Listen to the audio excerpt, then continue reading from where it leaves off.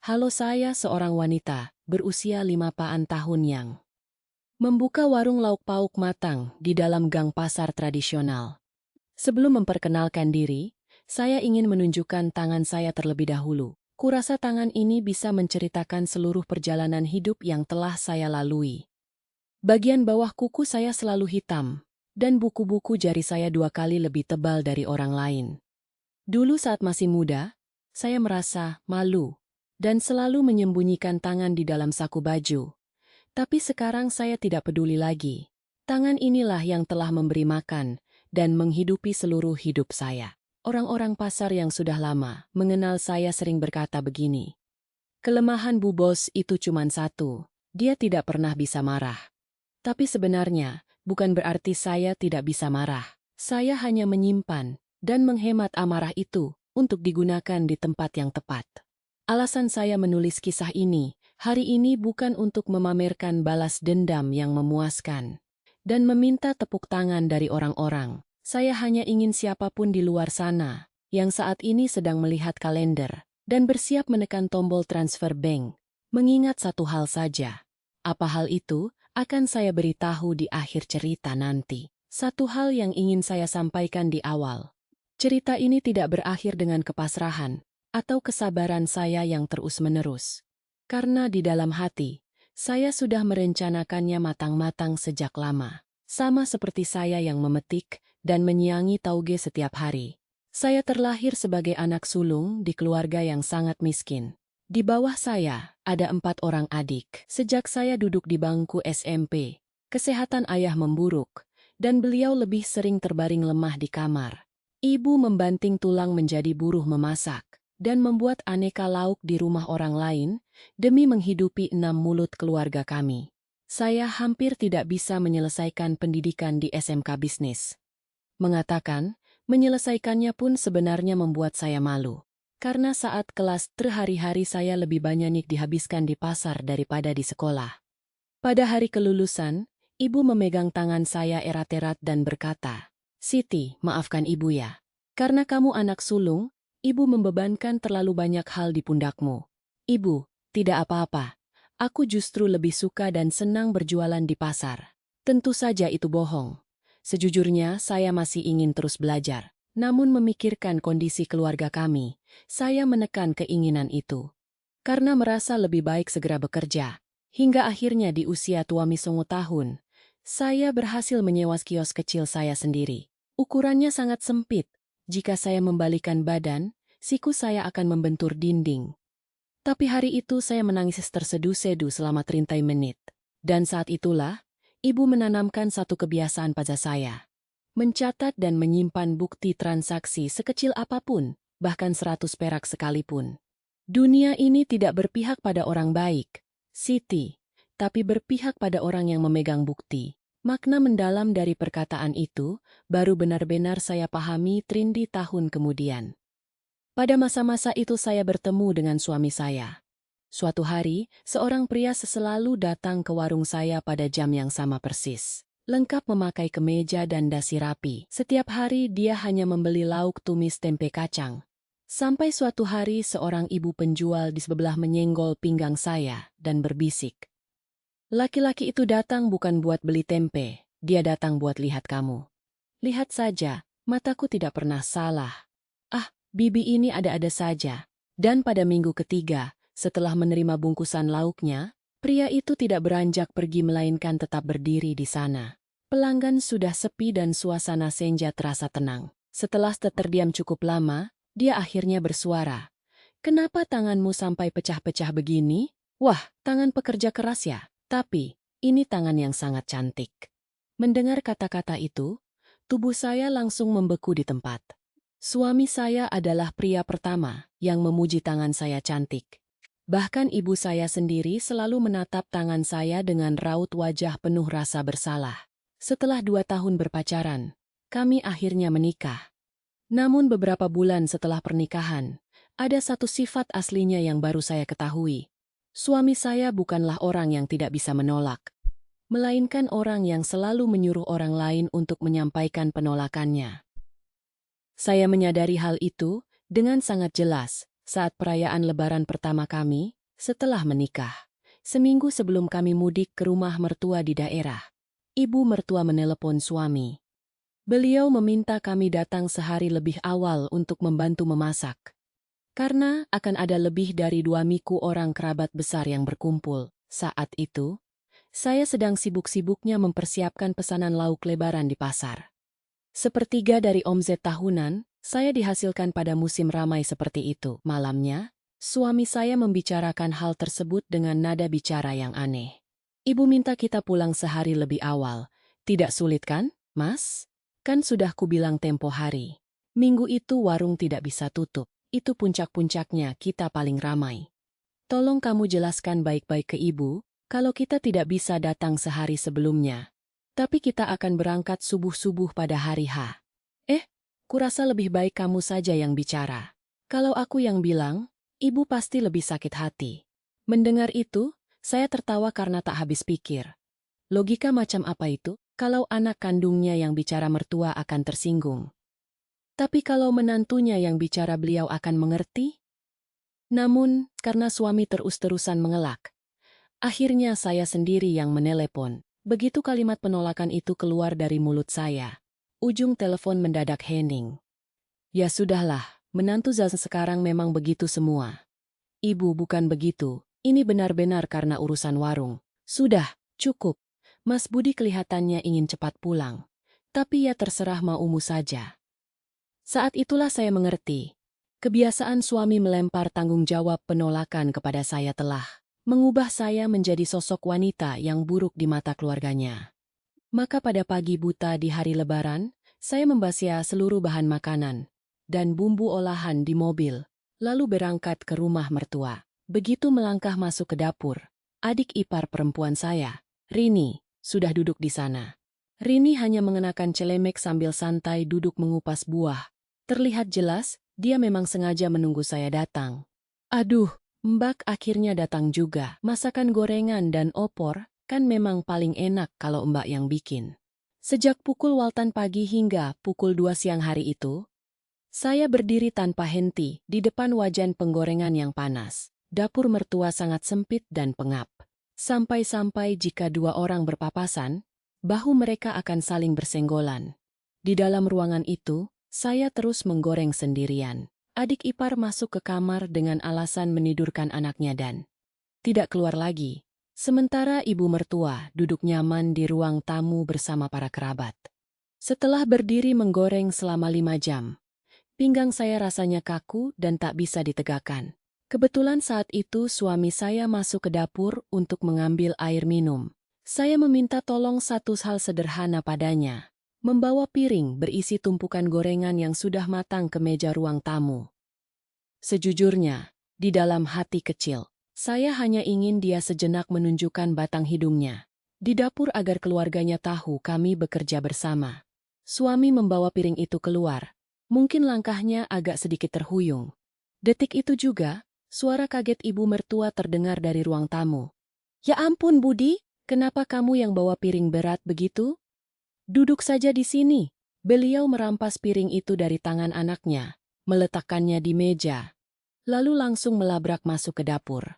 Saya bahkan tidak sempat menoleh ke belakang, karena tangan saya masih berlumuran tepung adonan. Ibu mertua berdiri tepat di belakang punggung saya dan menghardik, "Kamu ini berani-beraninya menyuruh suamimu angkat-angkat piring." Ibu, bukan begitu. Saya cuma minta tolong bawakan 2 piring itu." Belum sempat saya membela diri, beliau langsung memotong kasar. "Kamu tahu dia anak seperti apa? Tubuhnya dari dulu lemah, ikut wajib militer pun nyaris tidak lolos. Dan ibu membanting tulang jadi buruh dapur orang demi menguliahkan dia. Ibu pikir punya menantu bisa bikin hidup tenang. Ini malah dapat majikan yang harus dilayani." Majikan? Rasanya ada sesuatu yang mendidih di dalam dada saya. Saat itu, namun saya menelannya kuat-kuat. Tapi masalah sebenarnya ada setelah itu. Ketika saya mengangkat kepala, saya melihat suami saya berdiri di ambang pintu dapur. Saya tidak tahu sudah berapa lama dia berdiri di sana. Tapi yang pasti, dia ada di situ. Saat ibunya menyebut saya majikan, saya menatap mata suami menunggu, padahal Jika dia membuka mulut dan menjelaskan satu kalimat saja, semuanya akan selesai. Namun suami saya justru mengalihkan pandangannya, tersenyum canggung, dan menggaruk bagian belakang kepalanya yang tidak gatal. Lalu, dia berbalik kembali ke ruang tamu. Ibu mertua menepuk pundak saya sekali seolah memberi peringatan keras. Dengar ya, mulai sekarang jangan suruh anakku macam-macam. Fisiknya itu lemah. Saya terdiam membeku di tempat. Aroma gosong gorengan yang terbakar di atas wajan mulai menyengat. Tapi tubuh saya tak mampu bergerak. Bukan rasa sakit hati, karena diperlakukan tidak adil yang membuat saya terpukul. Saya bisa menahan rasa sakit hati itu. Yang tak sanggup saya tahan adalah kenyataan bahwa pria yang mengetahui seluruh kebenarannya justru berdiri di depan pintu dan memilih untuk bungkam 1000 bahasa. Malam itu di atas ranjang, saya bertanya padanya, "Tadi siang kamu dengarkan semua yang ibu katakan? Kenapa kamu diam saja?" "Aduh, kamu kan tahu ibu sudah tua. Sudahlah maklumi saja, di hari seperti ini tidak usah memicu masalah." "Jadi kamu merasa tidak masalah kalau aku dicap majikan yang semena-mena? Kamu cuman perlu ngomong sepatah kata saja." Setelah terdiam lama suami saya menjawab, "Kalau di depan orang banyak aku membela kamu dan menyalahkan ibu, ibu pasti bakal malu sekali." Saat itulah saya paham sejelas-jelasnya. Pria ini bukan orang yang jahat. Dia hanya pria pengecut yang tidak akan pernah mau menempatkan dirinya dalam posisi yang canggung atau memalukan. Agar cerita ini lebih mudah dipahami, saya perlu menjelaskan dinamika keluarga mertua saya. Ibu mertua adalah wanita yang menganggap keberhasilannya menguliahkan anak laki-laki tunggal dari hasil kerja buruhnya sebagai medali kehormatan terbesar dalam hidupnya. Itu memang hal yang luar biasa. Saya pun mengakuinya. Masalahnya, medali itu begitu besar hingga membuat menantu perempuan yang berdiri di hadapannya bahkan tidak diberi ruang untuk memiliki bayangan sekalipun. Tahukah Anda apa yang beliau lakukan jika saya memberikan amplop uang? Saat hari raya atau hari ulang tahunnya, beliau bahkan tidak mau menyentuhnya. Amplop itu dibiarkan tergeletak di atas meja. Lalu saat saya hendak pamit pulang, beliau akan menjejalkannya kembali ke dalam tas saya di depan pintu. "Ngapain ibu terima uang dari menantu? Ibu bukan pengemis. Bawa pulang sana." Namun jika amplop dengan nominal yang persis sama diberikan oleh anak laki-lakinya, beliau akan menerimanya dengan kedua belah tangan, lalu memujinya setinggi langit. "Anak ibu memang yang paling hebat. Ibu cuma bisa mengandalkan kamu, Budi." Padahal, uang itu adalah uang yang saya hasilkan dasi memeras keringat di pasar sejak fajar, tapi begitu berpindah lewat tangan suami, uang itu seketika diakui sebagai hasil jerih payah anak laki-lakinya. Meski merasa aneh dan janggal, saya tidak pernah mempermasalahkannya. Toh uangnya sudah keluar, dan jika saya meributkannya, saya hanya akan dianggap pamrih. Kalau diingat sekarang, sejak saat itulah semuanya mulai berjalan ke arah yang salah, dan masalah fatal yang sebenarnya meledak tepat 7 tahun yang lalu. Dini hari itu, bel pintu rumah berdering gila-gilaan.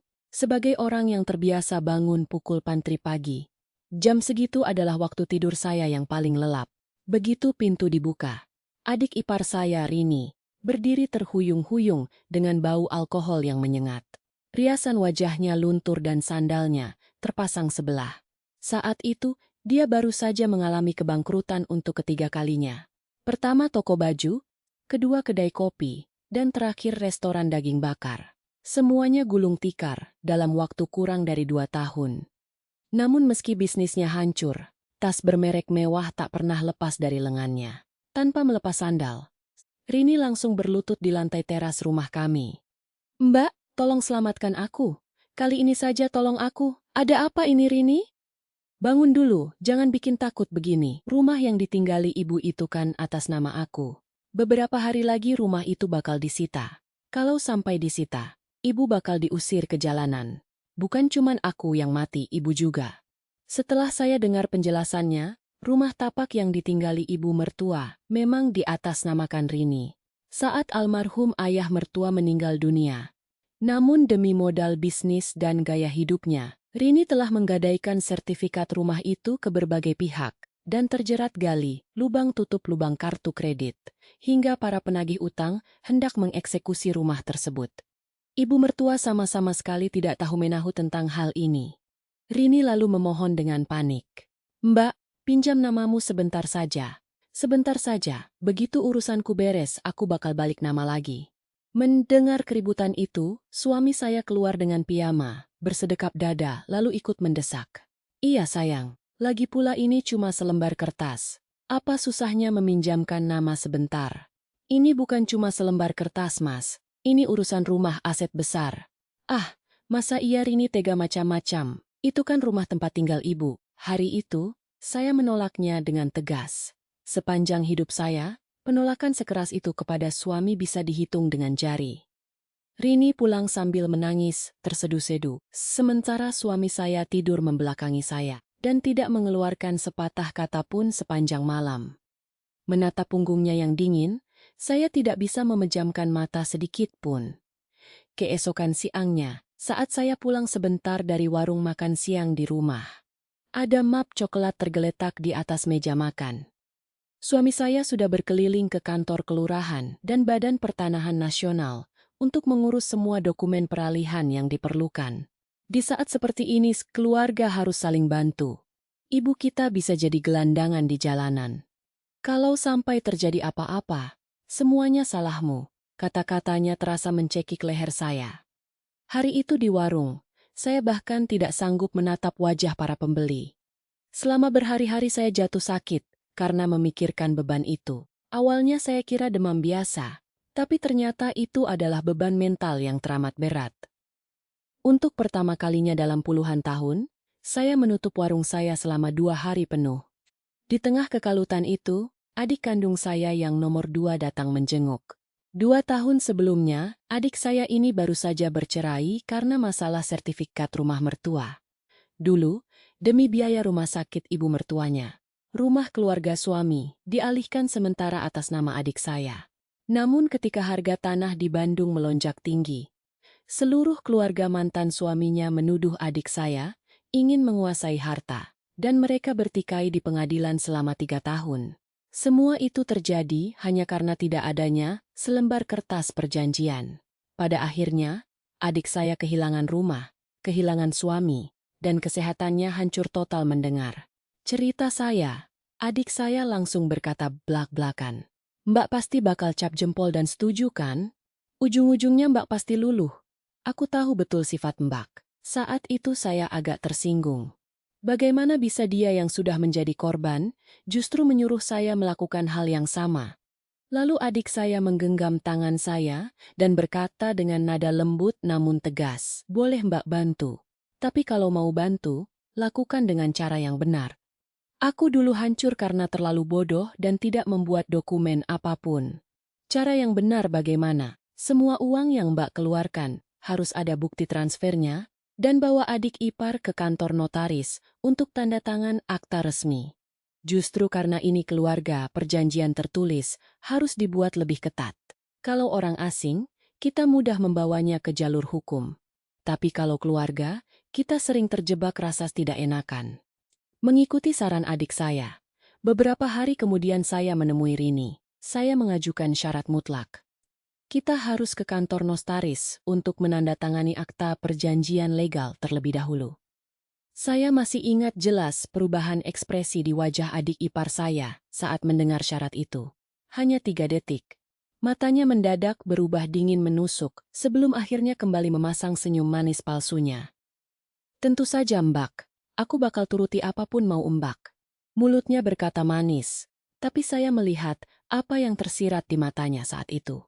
Kenapa harus bertindak sejauh ini pada keluarga sendiri?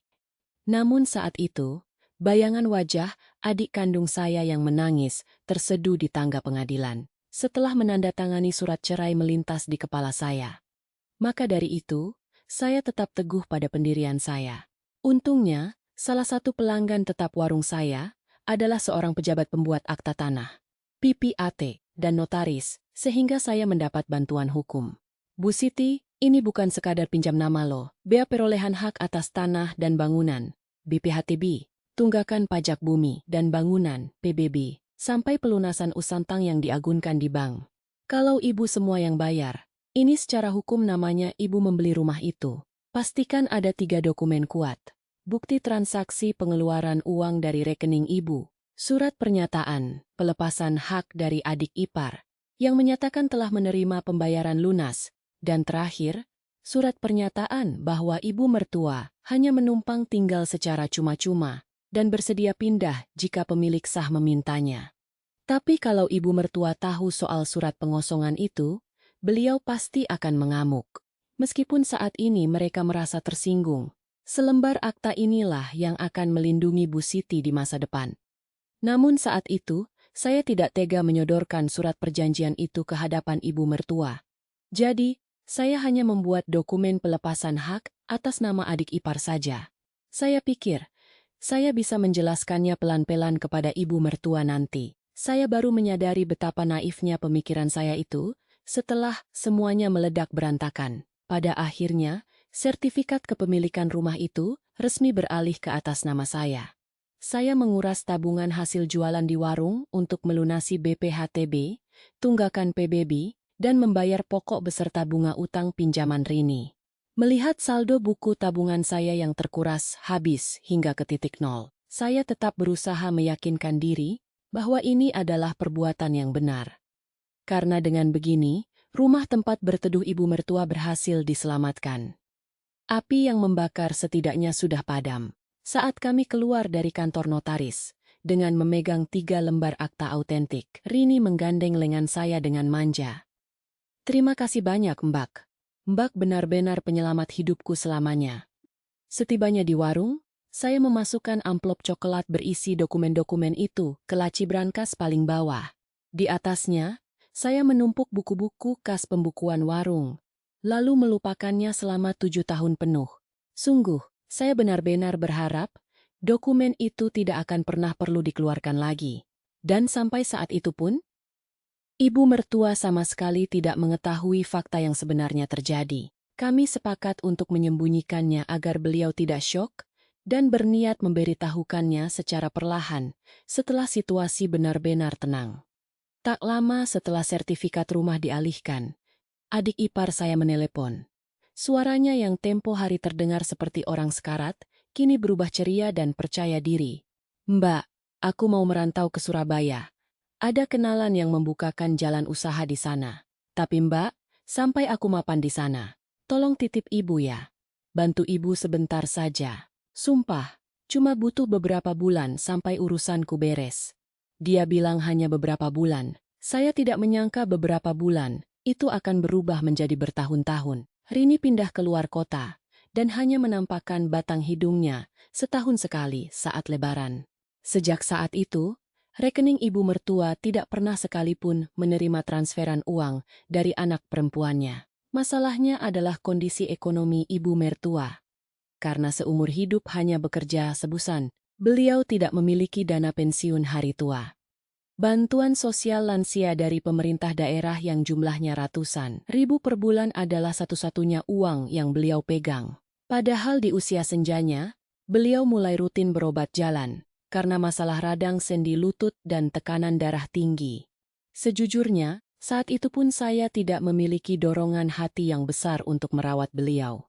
Saya belum lupa bagaimana beliau melabeli saya sebagai majikan dan menolak mentah-mentah amplop uang pemberian saya. Namun suatu sore, saya pergi mengantarkan rantang lauk ke rumah mertua. Meskipun bel rumah sudah saya tekan berkali-kali, tidak ada sahutan. Akhirnya saya membuka pintu menggunakan kunci cadangan. Di atas kompor dapur, ada panci kecil yang tertutup. Begitu tutupnya saya buka, isinya adalah sayur bening tauge. Namun itu bahkan tidak pantas disebut sayur. Hanya air rebusan tawar bening, dengan beberapa helai tauge yang mengapung layu. Rasanya benar-benar hambar seperti air mentah. Tak lama kemudian, ibu mertua masuk ke rumah sambil menenteng kantong plastik hitam. Melihat saya berdiri di dapur, beliau buru-buru menyembunyikan kantong plastik itu ke balik punggungnya. Ngapain kamu kesini tanpa memberi kabar dulu? Saya mau mengantar lauk, Bu. Itu. Apa yang ibu bawa di tangan? Bukan apa-apa. Seharusnya saya pura-pura tidak tahu. Tapi entah mengapa hari itu saya melangkah mendekat dan melihat isi kantong kresek tersebut. Itu adalah buah-buahan apkir dan sayuran layu yang diobral murah menjelang pasar tutup di ujung gang. Harganya bahkan tidak sampai setengah dari harga normal. Belakangan, pemilik lapak buah di pasar bercerita pada saya. Nenek itu sudah beberapa bulan ini selalu datang jam 8 malam. Dia cuma memilih buah-buahan yang sudah bonyok dan membusuk sebagian, yang masih bisa diselamatkan kalau bagian busuknya dipotong. Saya benar-benar tidak tahu kalau nenek itu ternyata ibu mertuamu, Bu Siti. Hari itu, saya tidak mendebat ibu mertua. Saya hanya menata rantang makanan di meja, lalu pamit pulang. Ibu mertua tahu betul bahwa bisnis suami saya sudah lama bangkrut, dan suaminya sudah bertahun-tahun tidak memiliki penghasilan tetap. Karena itulah beliau memilih memendam semuanya sendirian. Anak perempuannya kabur tidak jelas, dan beliau tidak ingin menjadi beban bagi anak laki-laki kebanggaannya. Perasaan yang berkecamuk di dada saya. Saat itu sulit dijelaskan, bukan benci, tapi juga bukan sekadar rasa iba. Saya menyadari bahwa wanita tua ini telah bertahan hidup sepanjang hayatnya hanya dengan modal harga diri yang teramat tinggi. Jujur, luka batin saya belum sepenuhnya sembuh. Namun dari pengalaman berdagang di pasar, saya memegang satu prinsip moral. Jika kita tahu ada orang di dekat, kita yang kelaparan tapi kita pura-pura buta, itu bukanlah perbuatan manusia yang beradab.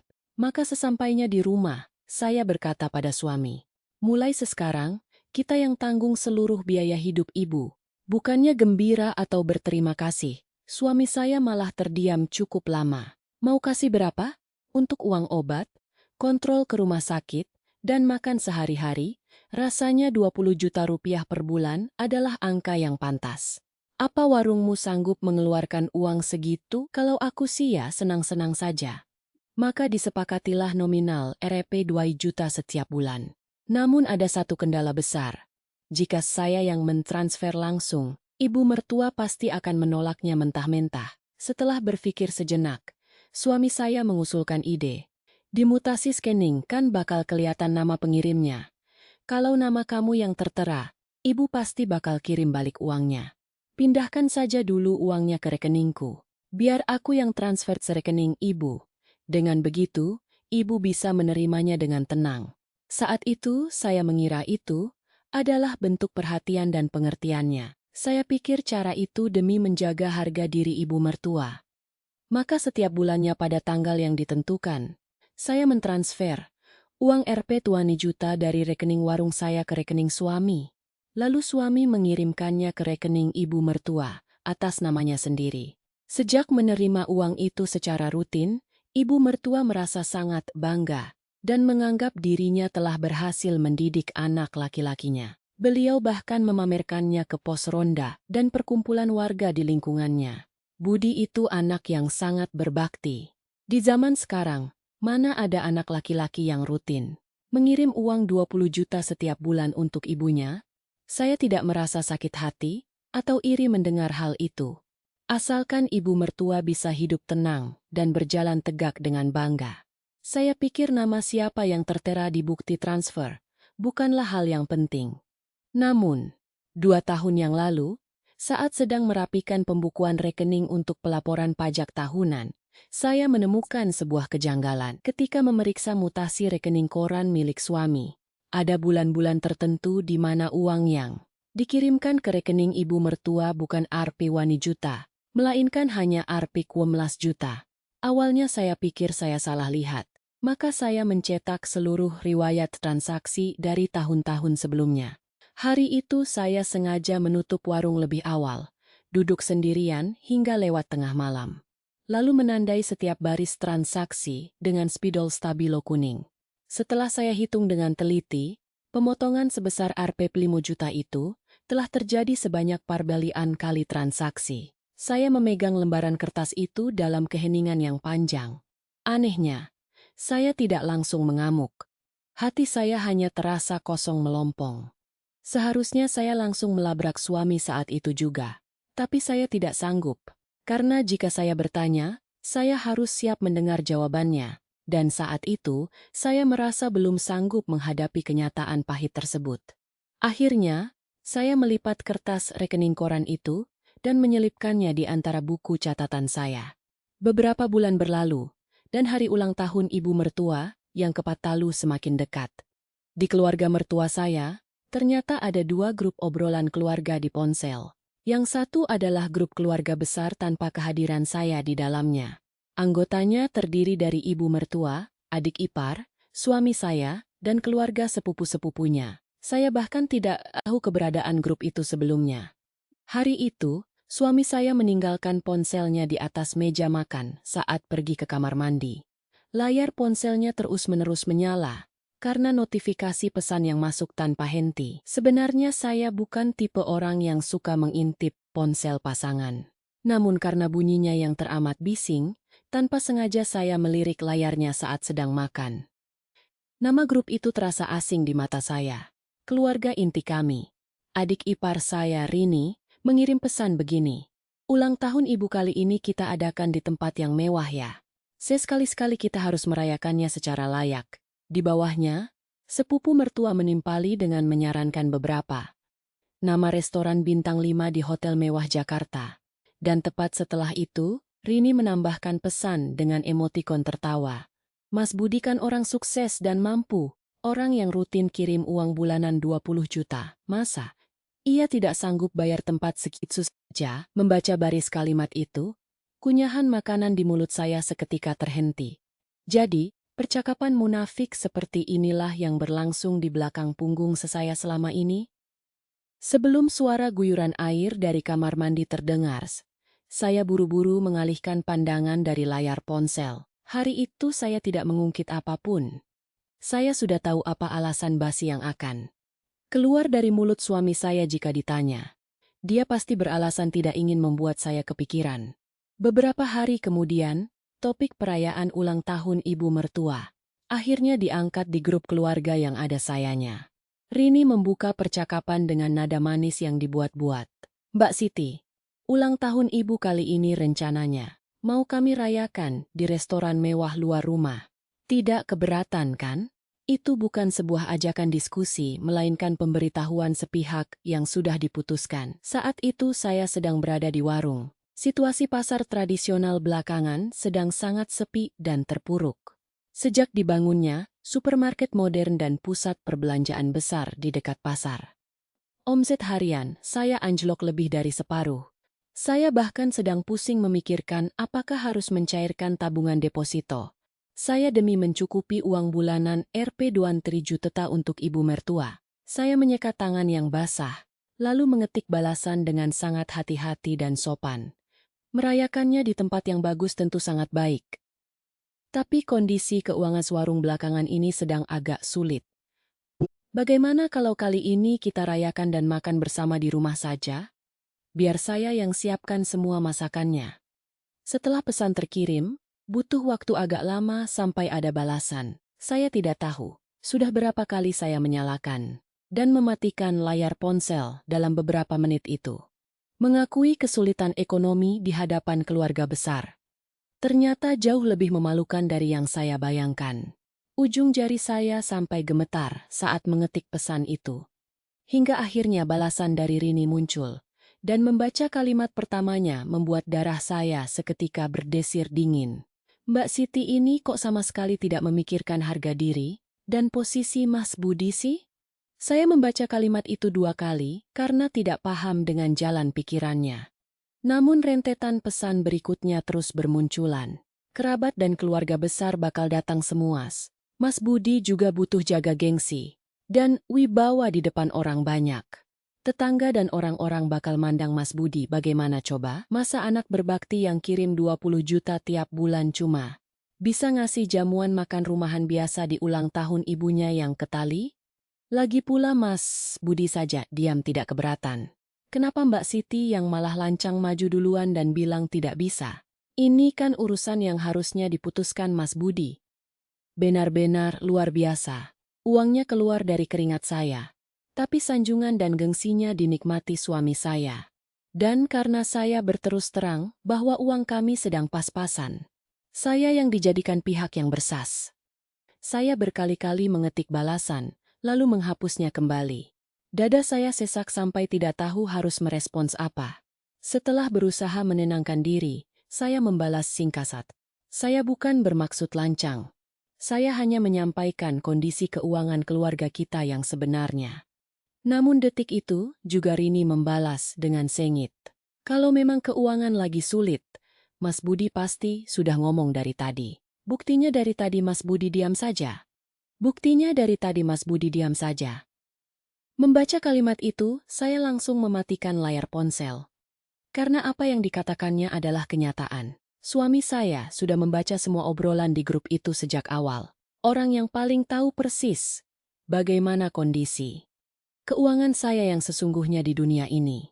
Memilih untuk bungkam 1000 bahasa di dalam grup tersebut. Setelah itu, grup obrolan menjadi sunyi senyap. Keheningan itu justru terasa jauh lebih mengerikan. Meskipun pelanggan datang silih berganti membeli lauk, dan saya harus melayani serta memberi uang kembalian, kata-kata menyakitkan di ponsel itu terus berputar-putar di kepala saya. Malam harinya, suami saya masuk ke kamar mandi untuk mandi, dan meninggalkan ponselnya di meja makan. Kali ini, saya sengaja membuka grup rahasia itu. Grup bernama Keluarga Inti Kami, yang tidak melibatkan saya. Sesuai dugaan, puluhan pesan baru bermunculan di sana. Rini menulis pesan panjang. Tadinya kita mau rayakan ulang tahun ibu di tempat mewah. Tapi Simbak itu bilang tidak bisa. Karena pelit dan banyak alasan. Di bawahnya, seorang sepupu sempat mencoba membela saya. Namun Rini langsung memotong dengan kasar. Mas Budi, rutin kirim uang 20 juta tiap bulan. Uang segitu mesangnya datang dari mana kalau bukan uang Mas Budi sendiri? Toh, itu semua uang hasil jerih payah Masku. Napas saya tercekat membaca baris kalimat itu. Wanita yang 7 tahun lalu berlutut memohon. Di lantai teras rumah saya sambil menangis, minta diselamatkan. Wanita yang dengan tangannya sendiri membubuhkan tanda tangan dan cap jempol di atas akta notaris, bahwa sayalah yang melunasi semua utang dan pajaknya.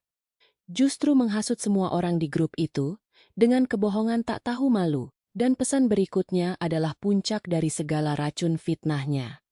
Kalau keluar uang sedikit buat ulang tahun ibu saja, pelitnya setengah mati. Lalu uang 20 juta yang dikirim tiap bulan itu lari kemana saja? Memangnya dengan sifat Mbak Siti yang perhitungan begitu, dia bakal ikhlas ngasih uangnya. Tabungan Mas Budi, waktu dulu masih punya bisnis kan pasti masih ada banyak. Uang itu, sekarang disembunyikan di mana sama dia? Aku penasaran banget deh. Kalimat itulah yang meracuni pikiran ibu mertua. Kalimat busuk itu disodorkan tepat di hadapan seorang ibu tua yang selama ini membanggakan kiriman uang anak, laki-lakinya ke seluruh penjuru kampung. Saat itulah, saya tersadar apa rencana licik yang sedang dimainkan adik ipar saya. Rini tahu betul bahwa sayalah yang mencukupi uang Rp20 juta setiap bulan. Namun dia sengaja menanamkan narasi di kepala ibunya, bahwa menantunya sedang menguasai seluruh harta anak laki-lakinya dan mengendalikannya seperti boneka. Karena dia tahu, narasi itulah yang paling tidak bisa diterima oleh harga diri ibu mertua. Rini menutup pesannya dengan santai. Ya sudahlah, ulang tahun ibu kali ini kita rayakan biasa saja. Kita harus maklum sama kondisi Mbak Siti yang serba pas-pasan itu. Ibu mertua tidak membalas sepatah kata pun di grup itu. Keesokan paginya, sebuah pesan masuk di grup keluarga yang ada sayanya. Pesan dari ibu mertua. Saat itu saya sedang sibuk memotong daun bawang di warung, ketika ponsel saya berdering. Ibu mertua biasanya jarang mengetik pesan teks panjang. Namun pagi itu, setiap hurufnya diketik dengan sangat jelas dan rapi tanpa ada satupun saltik. Kamu mengirim uang itu pakai hasil curian dari uang anakku kan? Aku tahu semuanya. Jangan berani-berani bersikap sombong dan banyak tingkah pakai uang curian. Napas saya seketika tercekat di tenggorokan. Saya tidak tahu berapa lama saya mematung menatap layar itu. Ketika kesadaran saya kembali, talenan kayu di depan saya sudah basah bersimbah warna merah. Jari telunjuk tangan kiri saya teriris pisau cukup dalam. Namun anehnya, saya sama sekali tidak merasakan sakit. Sungguh, Tahukah Anda apa yang terlintas di benak saya saat melihat tetesan darah segar itu? Dengan kedua tangan kasar inilah saya bekerja mati-matian. Mengirimkan uang lebih dari 1 miliar rupiah selama bertahun-tahun. Tapi status dan nama saya di keluarga itu hanyalah seorang pencuri. Hanya pikiran itu yang tersisa di kepala saya. Detik itu juga, ingatan saya tertuju pada map coklat di brankas warung yang tidak pernah saya sentuh selama 7 tahun. Saya membalut luka di jari saya seadanya, lalu duduk di depan brankas. Saya memang kumap tebal itu di atas paha, dan duduk mematung di sana hingga larut malam. Saya belum membukanya saat itu. Malam harinya, saya memasukkan map itu ke dalam tas dan melangkah pulang ke rumah. Suami saya sedang mendengkur dengan sangat lelap di ranjang. Pria yang membaca tuduhan ibunya yang menyebut saya seorang pencuri di grup keluarga. Pria yang tidak membela saya sepatah kata pun. Tidur dengan begitu nyenyak dan tenangnya. Saya menatap wajahnya cukup lama. Bukan dengan tatapan benci, tapi dengan rasa heran, bagaimana bisa seorang manusia tidur dengan begitu damai. Setelah membiarkan istrinya diinjak-injak seperti itu. Di samping kepalanya, ponselnya tergeletak. Kata sandinya adalah tanggal lahir anak kami. Mustahil bagi seorang istri yang hidup bersamanya selama 30 tahun tidak mengetahui sandi itu. Langkah pertama yang saya lakukan malam itu adalah mengambil tangkapan layar, screenshot. Saya mengabadikan seluruh bukti riwayat percakapan di grup rahasia itu, lalu mengirimkannya ke ponsel saya. Tangan saya gemetar hebat, namun pikiran saya terasa luar biasa jernih dan dingin. Selanjutnya, saya membuka aplikasi mobile banking miliknya. Saya mencocokkan riwayat transaksi saat uang bulanan. Yang masuk ke ibu mertua hanya Rp15 juta. Dan tepat pada hari yang sama atau keesokan harinya, ada transaksi transfer keluar sebesar Rp5 juta. Penerimanya adalah adik ipar saya, Rini. Saya menatap layar ponsel itu selama 10 menit tanpa berkedip. Tidak ada amarah yang meledak, tidak ada air mata yang menetes. Rasanya seperti ada sesuatu yang perlahan menguap dan terlepas dari dalam rongga dada saya. Waktu menunjukkan pukul ET, lewat dini hari. Saya membuka grup keluarga besar dari ponsel suami, lalu mulai mengetik pesan menggunakan namanya. Ujung jari saya terasa dingin dan gemetar, namun untayan kata mengalir begitu lancar tanpa hambatan. Karena kalimat-kalimat inilah yang sudah ribuan kali saya rangkai di dalam hati. Ibu, uang bulanan yang dikirim selama ini bukan dari uangku. Uang 20 juta per bulan itu adalah uang yang dihasilkan dari keringat istriku. Dan rumah yang ibu tinggali saat ini, itu juga rumah milik istriku. Rumah itu hampir disita karena utang bisnis Rini, dan istriku yang membelinya dengan uang tabungan pribadinya. Kemudian, saya mengunggah foto sertifikat hak milik, SSM, rumah tersebut. Dokumen resmi dari BPN yang mencantumkan nama lengkap saya dengan sangat jelas dan tegas. Dan di bagian akhir pesan, saya menambahkan satu kalimat penutup. Pada titik ini, saya sudah tidak takut lagi identitas saya terungkap. Harap segera kosongkan dan tinggalkan rumah itu paling lambat akhir bulan ini. Sekitar pukul 3 pagi, ponsel mulai berdering histeris tanpa henti. Suami saya terbangun kaget, melirik layar ponselnya, dan seketika membeku di tempat. Suara teriakan panik ibu mertua di ujung telepon. Bahkan terdengar jelas hingga ke tempat saya berdiri. Budi, apa maksud dari semua pesan ini? Suami saya buru-buru memeriksa riwayat grup obrolan. Lalu berbalik menatap saya dengan tatapan mata yang membelalak penuh kemurkaan. Kamu sudah gila ya? Kenapa kamu lancang kirim pesan begini di grup? Kamu tahu kondisi jantung ibu sekarang bagaimana? Ya, aku tahu. Rasanya persis seperti saat aku dituduh sebagai wanita pencuri kemarin siang. Suami saya langsung menerjang hendak merampas ponselnya. Saya mengelak cepat lalu berteriak tepat di depan wajahnya. 41 kali. Uang jatah hidup yang kukirim untuk ibumu kamu potong 5 juta. Dan kamu kirim ke adikmu keesokan harinya. Kenapa selama ini kamu tidak pernah bilang apa-apa ke aku? Lari kemana saja semua uang itu? Jawab aku sekarang. Wajah suami saya seketika pucat pasi seperti mayat. Bibirnya ternganga keluh, tanpa sanggup mengeluarkan suara. Melihat raut wajahnya yang hancur, saya tahu segalanya telah berakhir. Betapa saya dulu sangat berharap dia membantah tuduhan itu. Namun selama teranti tahun hidup bersama, pria ini memang tidak pernah memiliki keberanian untuk mengakui kebenaran. Itu karena Rini butuh uang mendesak jadi. Itu uang hasil keringatku. Kita kan suami istri. Kenapa harus hitung-hitungan uangmu-uangku sih? Bagus kalau begitu. Lalu kenapa di depan ibumu kamu akui itu semua uang dari hasil kerjamu sendiri? Di tengah pertengkaran kami, panggilan telepon terus masuk bertubi-tubi.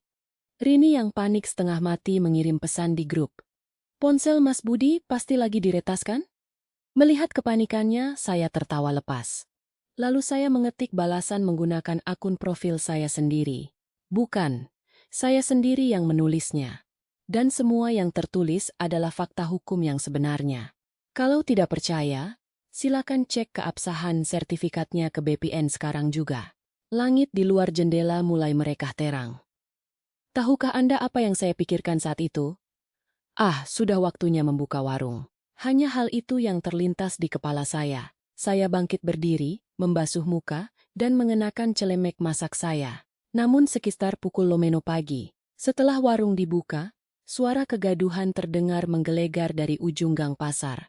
Suara teriakan penuh amarah itu akhirnya berhenti tepat di depan kios saya.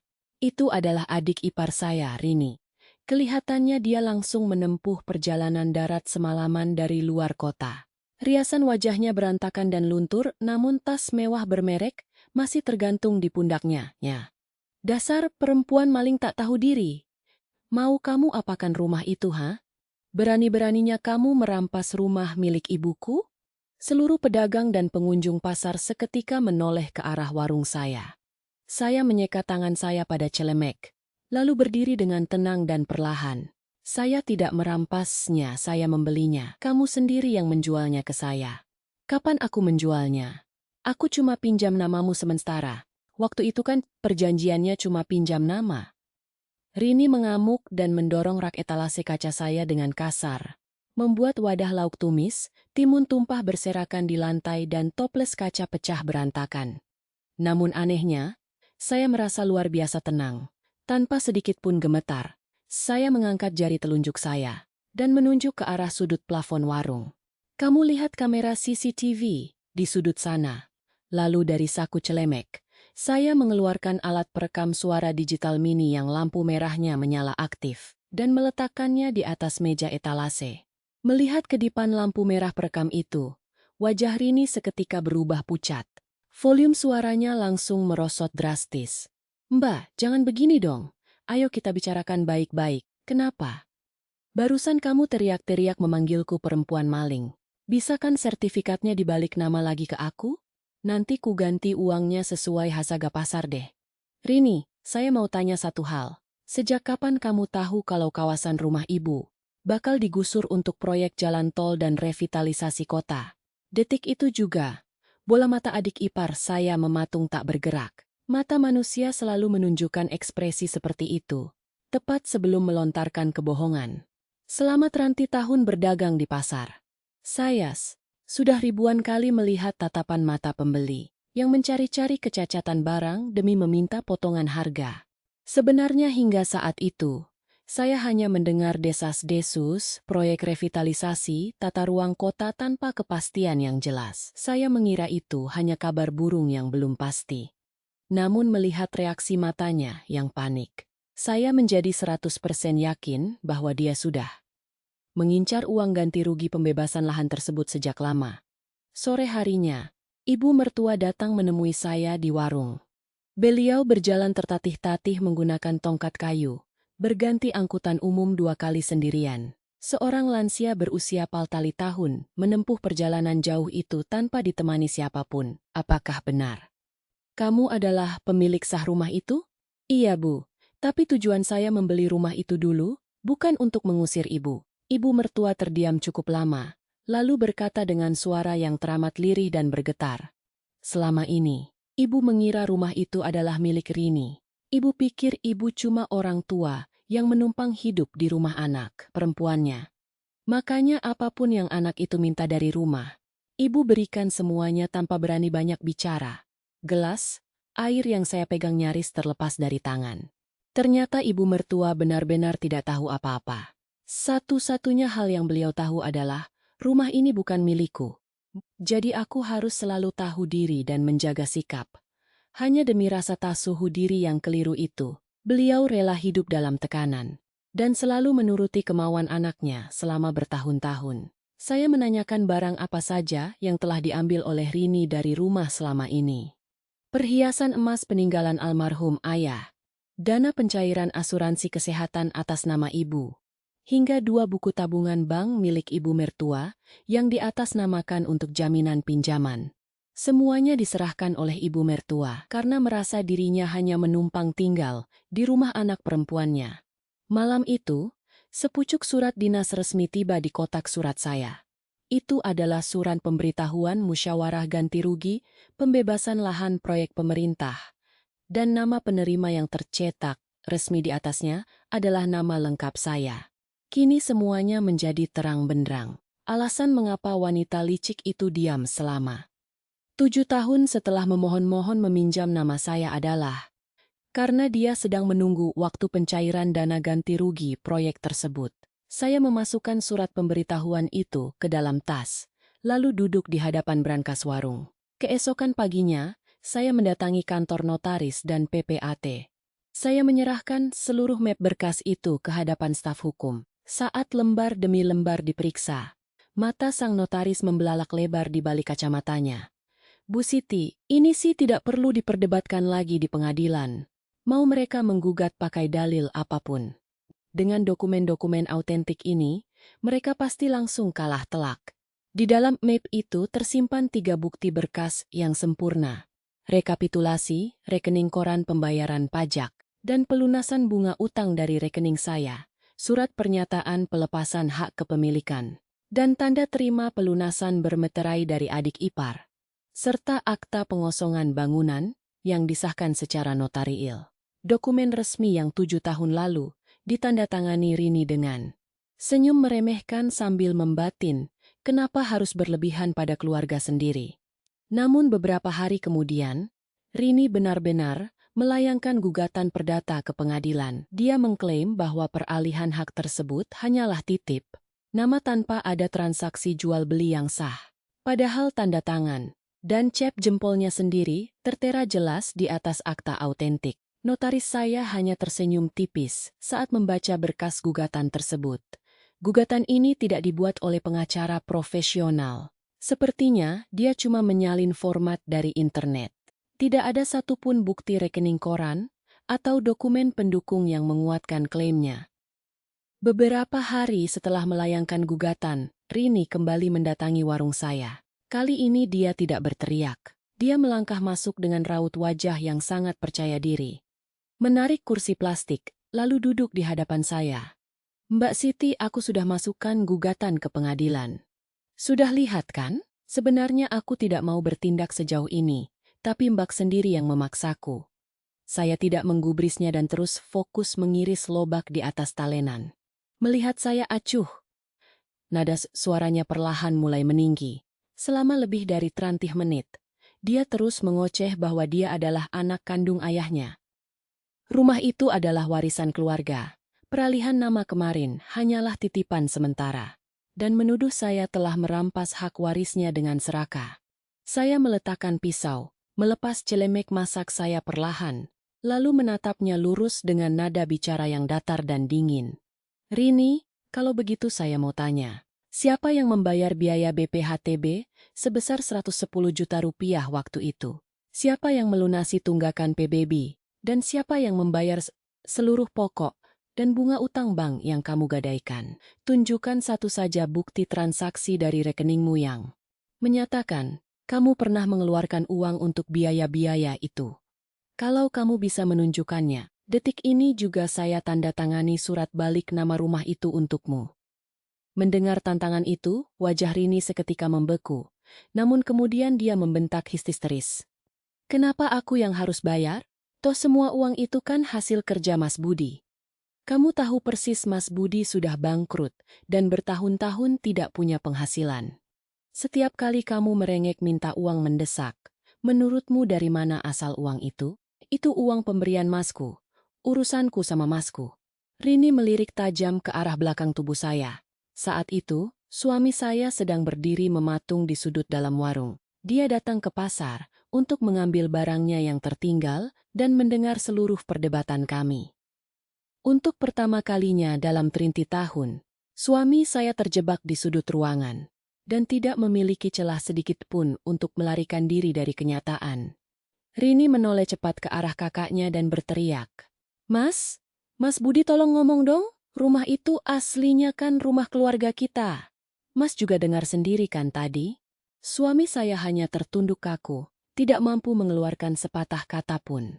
Melihat pemandangan itu, saya berkata dengan tenang, "Rini, kamu tahu kenapa Masmu tidak bisa bicara sepatah kata pun? Karena dia tahu persis berapa nominal uang yang sudah kamu minta.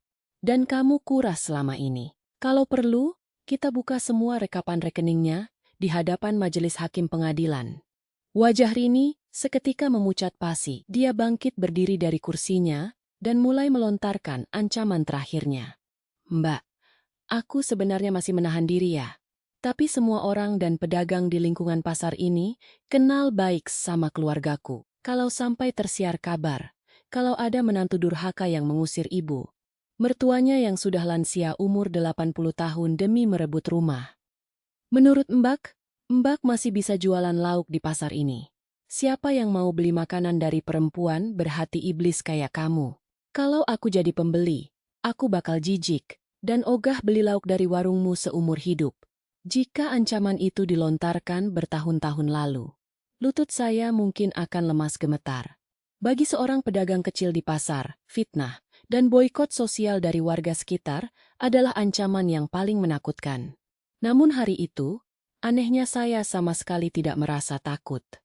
Karena di tangan saya memegang bukti hukum yang sah. Saya meletakkan celemek di atas meja etalase, menatap tepat ke dalam manik mata adik ipar saya, lalu berkata dengan tegas, "Silakan lakukan sesukamu. Sebarkan rumor itu seseluruh penjuru pasar. Tapi tolong sebarkan ceritanya dengan lengkap dan akurat ya. Jangan cuma bilang menantu merebut rumah mertua. Ceritakan juga bahwa adik ipar bernama Rini hampir membuat rumah ibunya disita bank.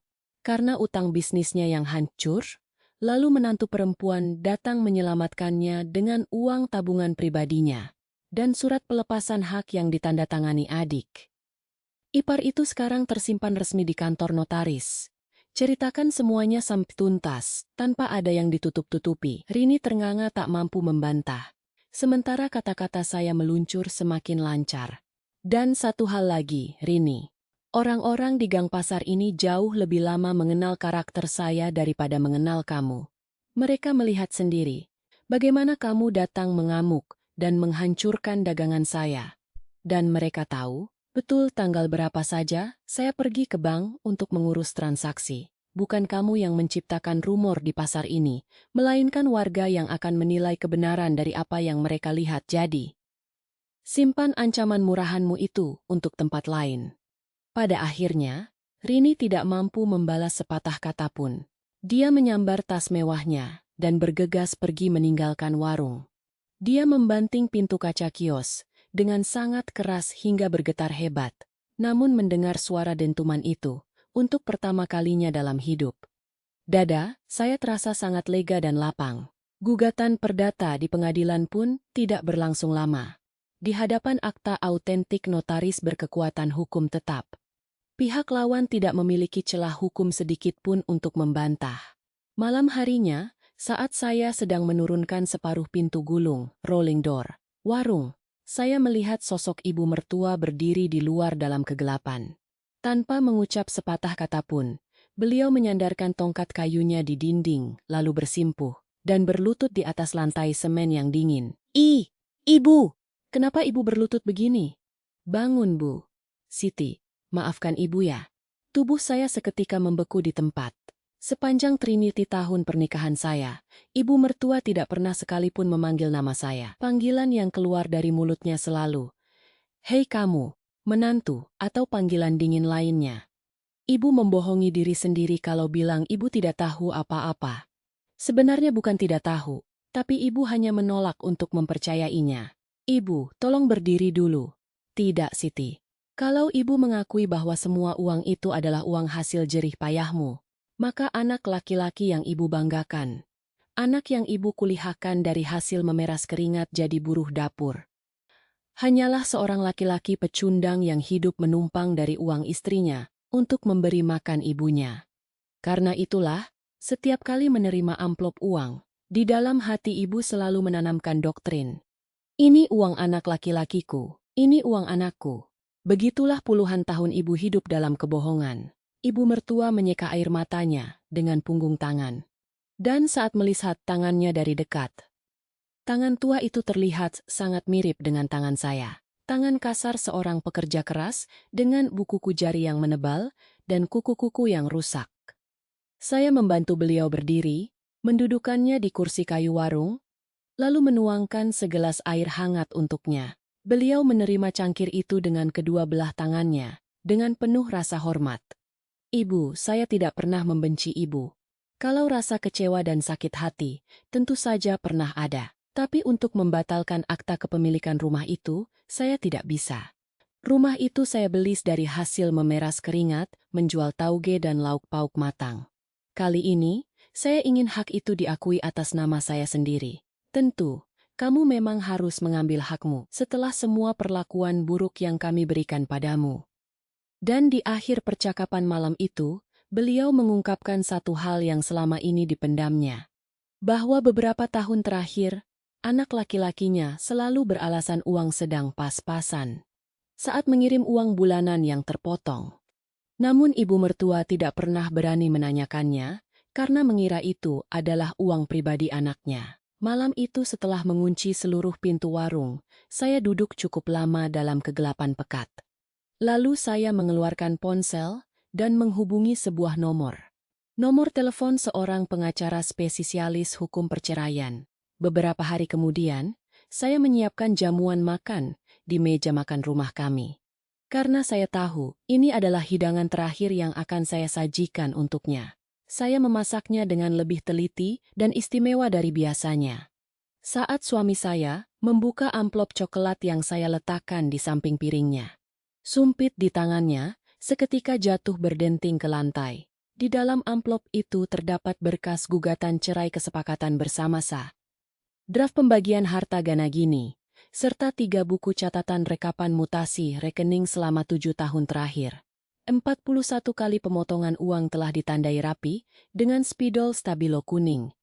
Dan di sampingnya ditarik garis panah merah menuju transaksi transfer Rp 5 juta ke rekening Rini keesokan harinya. Hanya gara-gara masalah uang begini, kamu sampai minta cerai? Aku kan cuma meminjamkannya sebentar untuk adikku. Toh uang yang dikasih ke ibu tinggal dibagi sedikit.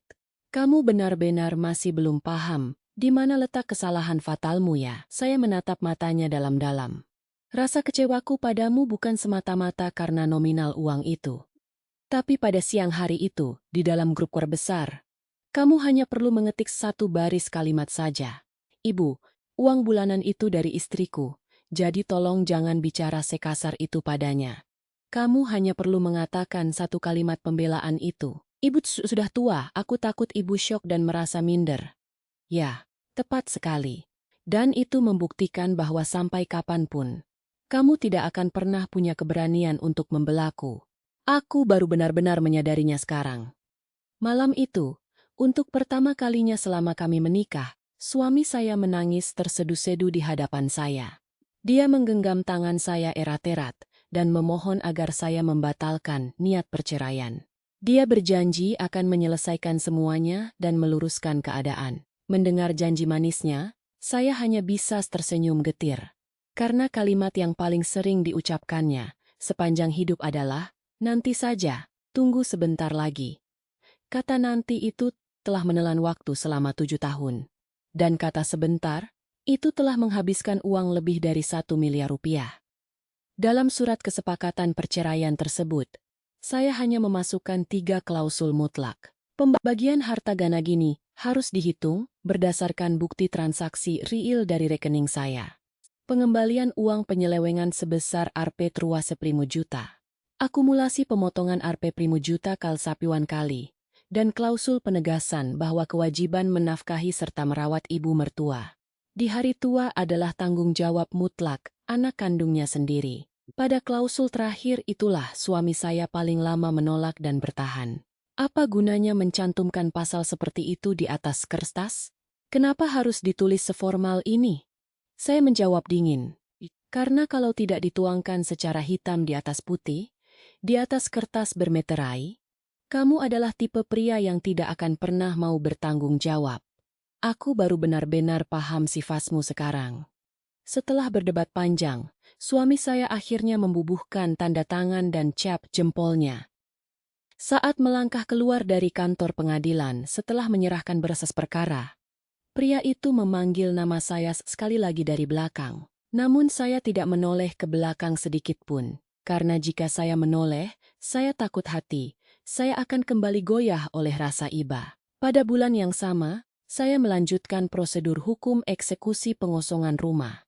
Saya tidak menundanya lagi, karena saya belajar bahwa menunda hanya akan membuat segalanya menjadi kabur dan tidak pasti. Namun sebelum menetapkan jadwal eksekusi pengosongan, saya sudah terlebih dahulu mencarikan tempat tinggal baru yang layak untuk ibu mertua.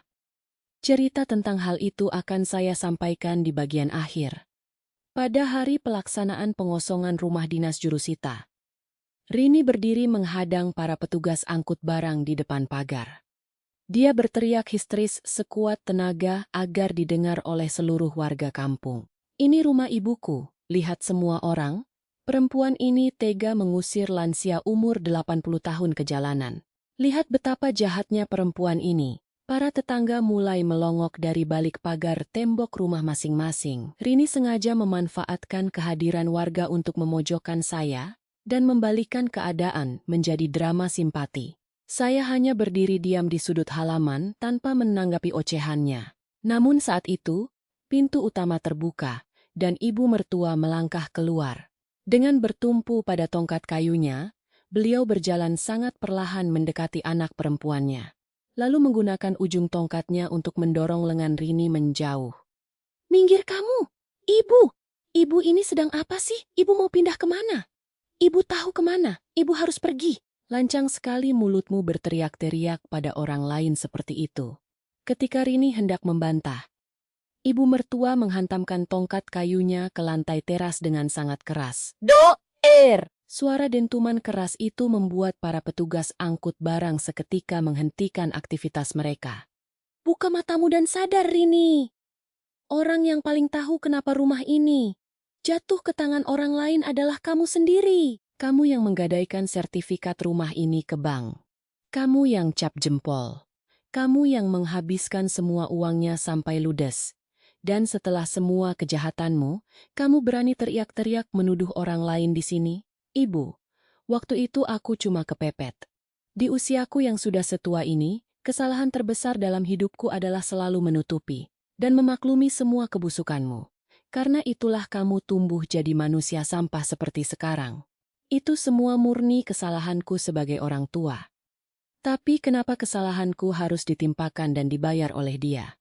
Ibu mertua mengarahkan telunjuknya yang gemetar ke arah saya. "Selama ini dia yang membiayai obat-obatanku, dia yang melunasi tagihan listrik dan air rumah ini, dan dia yang menyelamatkan rumah ini saat hendak disita bank. Karena ibu masih punya sisa urat malu, ibu memilih keluar dari rumah ini dengan kaki ibu sendiri. Jangan banyak tingkah lagi, minggir kamu dari situ."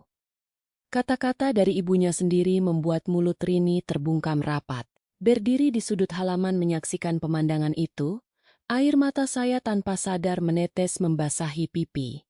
Bukan karena merasa puas atas kemenangan ini, melainkan karena untuk pertama kalinya dalam 30 tahun hidup di keluarga itu, ada seseorang yang akhirnya berdiri dan membela saya. Namun meski sudah dipermalukan di depan umum, sebelum pergi, Rini masih sempat menatap saya dengan pandangan mata penuh kebencian.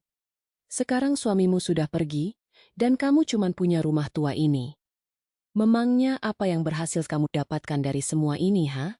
Mendengar provokasi itu, Saya melangkah maju ke tengah halaman rumah, tepat di depan pandangan seluruh warga dan tetangga yang sedang menonton. Seumur hidup, saya adalah tipe wanita pemalu yang tidak pernah meninggikan suara di depan umum. Namun hari itu, suara saya terdengar sangat lantang, jelas dan berwibawa. "Rini, kamu penasaran apa yang berhasil saya dapatkan? Mau saya beritahu?" "Apa?" "Saya bisa menjelaskan secara hukum dan moral mengapa nama saya tercantum di sertifikat tanah ini. Tapi kamu tidak akan pernah bisa menjelaskannya. Dan 7 tahun lalu, kamulah yang datang berlutut di rumah saya memohon agar transaksi ini dilakukan. Tadi kamu bilang, saya menantu yang mengusir mertua umur 80 tahun kan? Padahal kenyataannya, semua tragedi pengusiran ini terjadi murni karena keserakahan dan ulah perbuatanmu sendiri." Saya mengeluarkan map coklat tebal yang ada di tangan saya, lalu menyodorkannya ke hadapan wajah Rini. "Ambil berkas ini, di dalamnya ada rincian seluruh utang yang kamu buat atas nama ibumu. Ditambah seluruh biaya perkara gugatan konyol yang kamu ajukan dan kamu kalah di pengadilan. Tadi kamu mengancam usaha warung saya bakal bangkrut kalau rumor buruk tersebarkan. Sekarang, saya kembalikan berkas ini kepadamu. Rumor dan gosip orang akan hilang seiring berjalannya waktu. Tapi catatan hukum di dalam berkas ini akan mengejarmu seumur hidup." Rini menolak menyentuh amplop itu dan menyembunyikan tangannya ke belakang. Maka saya meletakkan map tebal itu tepat di bawah kakinya di atas tanah. Dan sebagai penutup, saya menjawab pertanyaannya. "Tadi kamu tanya apa yang berhasil saya dapatkan kan? Saya berhasil mendapatkan kembali nama dan harga diri saya sendiri. Karena selama 30 tahun hidup di keluarga kalian, status nama saya tidak lebih dari sekadar nomor rekening mesin ATM. Tapi mulai hari ini, tidak lagi." Rini terdiam 1000 bahasa di tempatnya, lalu masuk ke dalam mobil, dan tancap gas pergi menghilang. Map dokumen itu tertinggal di halaman tanah, yang pada akhirnya saya kirimkan kembali ke alamatnya melalui surat somasi tercatat resmi. Tak lama setelah proses itu selesai, proyek pembebasan lahan untuk revitalisasi jalan kota mulai dieksekusi. Saya memilih opsi pencairan kompensasi ganti rugi berupa uang tunai daripada unit apartemen pengganti. Karena saya tidak berniat menunggu bertahun-tahun untuk pembangunan gedung baru, saya membutuhkan tempat tinggal yang nyata untuk saya tinggali saat ini juga. Dari dana pencairan tersebut, saya membeli sebuah unit susun sederhana dengan 2 kamar tidur di lokasi yang tidak jauh dari pasar. Meski tidak mewah, itu adalah rumah pertama dalam hidup saya yang sah terdaftar atas nama saya sendiri. Pada hari kepindahan, saya memasang pelang papan nama kecil di samping pintu depan rumah. Orang-orang mungkin tertawa dan bertanya mengapa di zaman modern begini masih memasang pelang nama di pintu, tapi saya sengaja memasangnya. Karena saya ingin melihat nama lengkap, saya terukir jelas dan tegak di sana setiap kali melangkah masuk. Dan mengenai kelanjutan kisah ibu mertua. Sebelum eksekusi pengosongan rumah dilakukan, sayalah yang secara pribadi mengurus seluruh pendaftaran dan berkas permohonan hunian flat lansia bersubsidi pemerintah untuk beliau. Saya bolak-balik ke kantor kelurahan dan dinas sosial sebanyak 3 kali, melengkapi dokumen yang kurang, dan memohon antrean khusus lansia. Pada hari surat izin penempatan hunian itu terbit, saya menyerahkan dokumen kuncinya ke tangan ibu mertua. Beliau menatapnya dengan mata berkaca-kaca. "Bagaimana bisa ibu menerima kebaikan ini darimu, Siti? Ibu tidak punya muka lagi di depanmu. Selama 30 tahun, ibu tidak pernah mau menerima amplop pemberian saya kan? Khusus untuk yang satu ini, tolong ibu terima." Ibu mertua mendekap berkas itu di dadanya dan menangis terseduh-seduh cukup lama. Kemudian, saya menyerahkan 1 lembar kertas tambahan ke tangannya. Itu bukan uang, melainkan selembar panduan petunjuk teknis. Daftar langkah berurutan, nomor aden sampai 5. Tentang bagaimana cara mengajukan pemutihan dan restrukturisasi utang atas nama beliau yang telah disalahgunakan oleh Rini, ke instansi mana beliau harus melapor, dan dokumen apa saja yang wajib dilampirkan. Untuk urusan yang ini, ibu sendiri yang harus menjalaninya. Utang ini timbul karena ibu sembarangan memberikan cap jempol dan tanda tangan kuasa pada Rini. Kalau saya yang melunasinya lagi untuk ibu, suatu saat ibu pasti akan memberikan tanda tangan dan cap jempol itu lagi padanya. Ibu mertua menatap lembaran kertas itu lekat-lekat, lalu menganggukkan kepalanya dengan mantap. Sejak saat itu, ibu mertua benar-benar belajar mandiri mengurus hidupnya. Bertumpu pada tongkat kayunya, beliau naik turun angkutan kota mendatangi posko bantuan hukum dan dinas sosial, serta belajar memahami prosedur administrasi dokumen kependudukan. Suatu hari, beliau menelepon saya dan berkata, "Siti, ternyata yang namanya surat kuasa dan surat keterangan domisili, itu tidak boleh sembarangan kita serahkan ke orang lain ya." Ibu baru menyadarinya sekarang? Iya, ibu terlambat memahaminya. Tidak apa-apa, Bu. Meskipun terlambat, yang penting sekarang ibu sudah paham. Jadi, jaga baik-baik dokumen ibu mulai sekarang. Sementara itu, mantan suami saya kini menyewa kamar kos sederhana di dekat flat tempat tinggal ibunya karena dalam perjanjian perceraian tertulis jelas bahwa kewajiban merawat ibunya ada di pundaknya. Saya mendengar kabar bahwa sekarang dia bekerja serabutan sebagai buruh harian lepas untuk menyambung hidup. Dia sempat mencoba menghubungi saya beberapa kali, namun panggilannya tidak pernah saya angkat. Bukan karena saya masih menyimpan dendam, melainkan karena mulai sekarang, dia harus bertanggung jawab penuh atas jalan hidupnya sendiri. Sedangkan adik ipar saya, Rini, setelah kalah telak dalam gugatan di pengadilan, sempat mengirimkan pesan teks penuh amarah ke ponsel saya. "Mana ada di dunia ini perempuan yang berhati sekejam dan sedingin kamu?" Alih-alih membalas cacian itu, saya langsung mengambil tangkapan layar, screenshot pesan tersebut, dan menyimpannya di folder arsip bukti. Kebiasaan baik menyimpan bukti, kan tidak boleh hilang begitu saja. Hari-hari ini, rutinitas harian saya masih berjalan seperti biasa. Saya tetap bangun pukul 4 pagi, berangkat ke pasar, menumis bumbu, dan menyiapkan aneka lauk matang di warung. Namun ada satu perubahan besar yang membuat hidup saya terasa sangat berbeda. Saya tidak perlu lagi merasa cemas membuka aplikasi mobile banking setiap akhir bulan. Bagi siapapun yang belum pernah mengalaminya sendiri, mungkin sulit membayangkan betapa luar biasa leganya. Ketika beban mental yang menindih pundak selama puluhan tahun itu, akhirnya terangkat seutuhnya. Beberapa hari lalu, seorang ibu pedagang sayur di pasar bertanya pada saya, "Bu Siti, apa kamu tidak menyesal bercerai dari suami yang sudah 30 tahun menemanimu dan memutus hubungan dengan keluarga besarnya?" Namun satu-satunya penyesalan terbesar dalam hidup saya hanyalah, mengapa saya membutuhkan waktu begitu lama hanya untuk berani menulis dan mengirimkan 3 baris kalimat kebenaran itu di grup keluarga. Seharusnya, batas toleransi itu saya tetapkan sejak hari pertama di dapur sempit itu. Saat saya pertama kali dicap sebagai majikan yang semena-mena.